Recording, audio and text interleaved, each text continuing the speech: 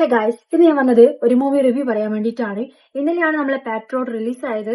So ഞാൻ ഇന്നലെ തന്നെ പോയി കണ്ടു. മോഹൻലാൽ മമ്മൂട്ടി കുറെ കാലത്തിന് ശേഷം ഒന്നിക്കുന്ന ഒരു സിനിമ.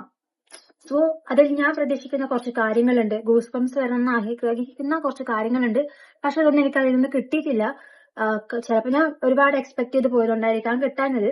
മൊത്തത്തിൽ സിനിമ പറയാനാണെങ്കിൽ ഫസ്റ്റ് ഹാഫ് മൊത്തം എനിക്ക് കുറച്ച് ലാഗ് ഉള്ള പോലെ, കുറച്ച് ബോറിംഗ് ആയ പോലെ ഫീൽ ആയി.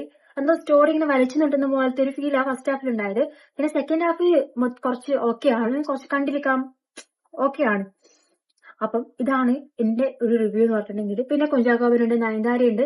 ഇവരെ ഒന്നും പണ്ട് കണ്ട ഒരു ഫേസ് മാത്രമാണ് ആ സിനിമയിൽ ഇപ്പോൾ ഉള്ളത്. പുതിയതായിട്ടൊന്നും വന്നില്ല. പിന്നെ കുറച്ച് എടുത്തു പറയാനുള്ളത് ദർശകന്റെ ക്യാരക്ടറാണ്.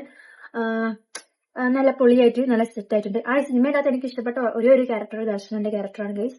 കുറച്ചെങ്കിലും ഉള്ളത് ആ ഒരു ക്യാരക്ടറിലാണ്. ബാക്കി എല്ലാവരും നമ്മൾ എപ്പോഴും കണ്ടു മറന്ന, എപ്പോഴും കാണുന്ന ഒരു ഫേസ്. സോ ഗൈസ്, ഇതാണ് എന്റെ റിവ്യൂ. അപ്പൊ നിങ്ങൾ കണ്ടിട്ടില്ലെങ്കിൽ കണ്ടിട്ട് അഭിപ്രായം പറയണം. ബൈ.